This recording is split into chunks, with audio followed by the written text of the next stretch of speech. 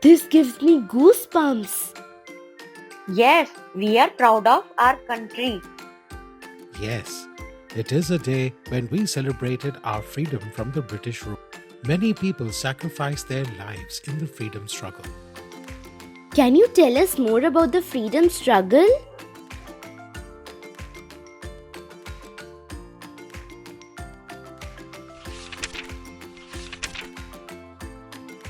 All right. First, you need to know about how the Indian society was changing. The late 19th century is called the Age of Renaissance.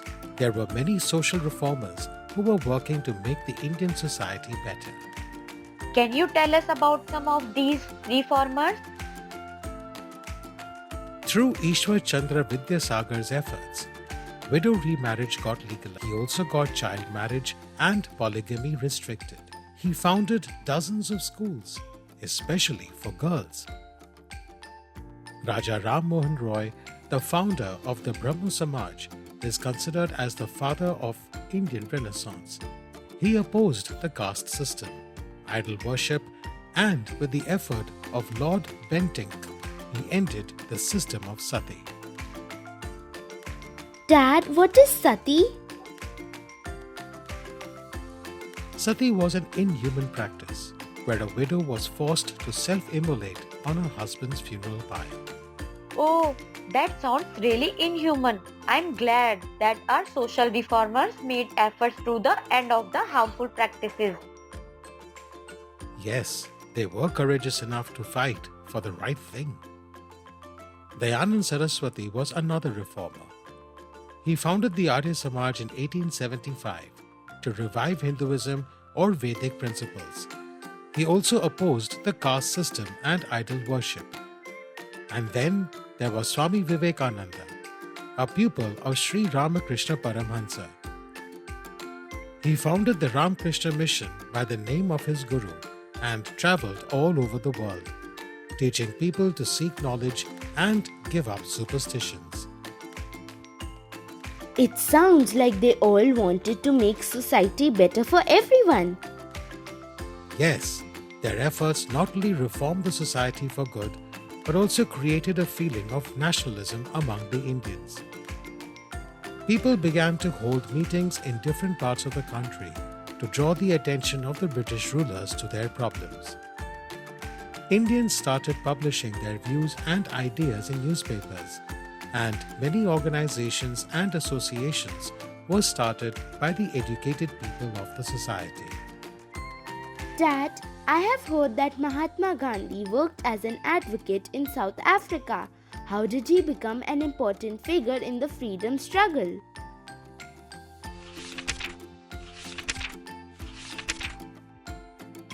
Gandhi actually returned to India from South Africa in 1915.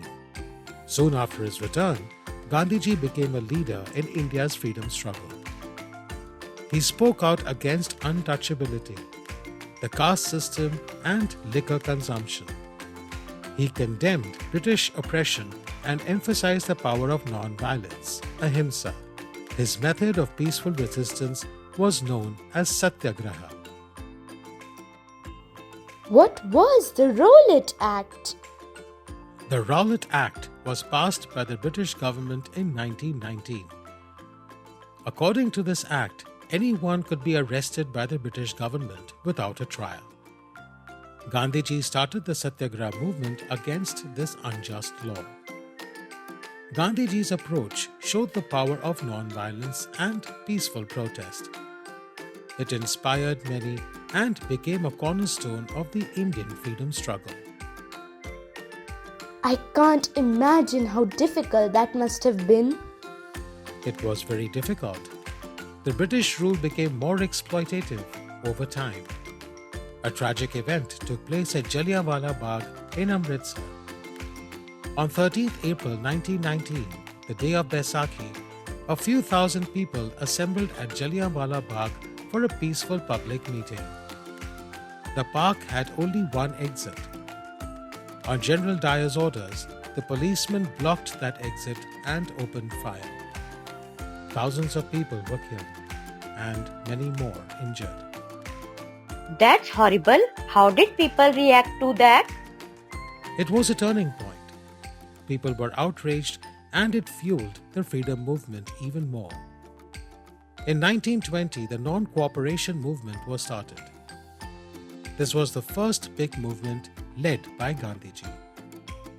The non-cooperation movement was a non-violent protest movement joined by thousands of Indians. What did they do in the non-cooperation movement? Students boycotted British schools and colleges. Lawyers boycotted courts, and people rejected British goods, promoting Swadeshi products instead. Elections and government functions were also boycotted. However, the movement turned violent in 1922 at Chauri Chaura, where protesters set a police station on fire. Disappointed by the violence, Gandhiji called off the movement. That must have been so disappointing for everyone involved.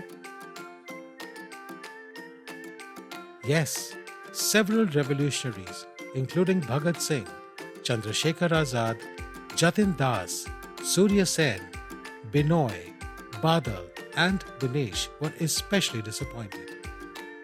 They continued to fight against the British and sacrifice their lives. And people still admire and remember them today. Rabindranath Tagore returned the title of knighthood given to him by the British in protest. We are so proud of our freedom fighters. Yes, Dad.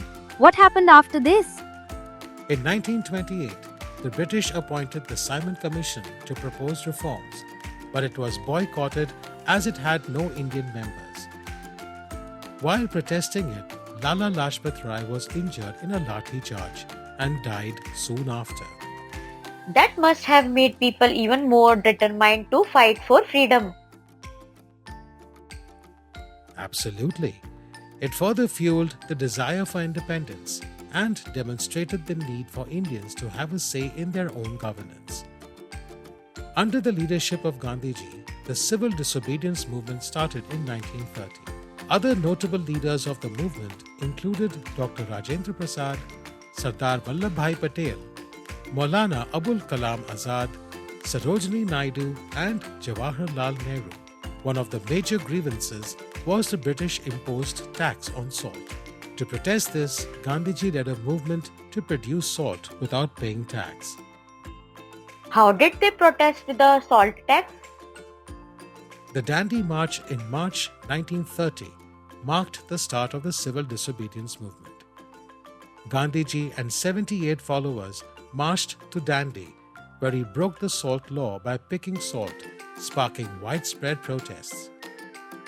The movement, which lasted until 1934, saw many leaders, including Gandhiji, arrested.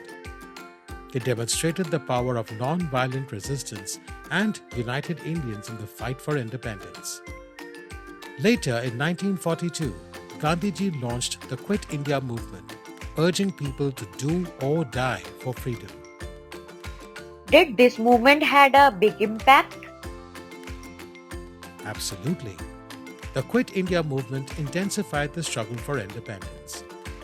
Under the leadership of Gandhiji and other freedom fighters, the British were increasingly pressured. Subhash Chandra Bose, popularly known as Netaji, also played a significant role.